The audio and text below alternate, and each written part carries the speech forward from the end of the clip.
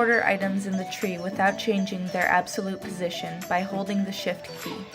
You can also right-click a target and use the Change Support option. This operation updates the relative position while maintaining the same absolute position.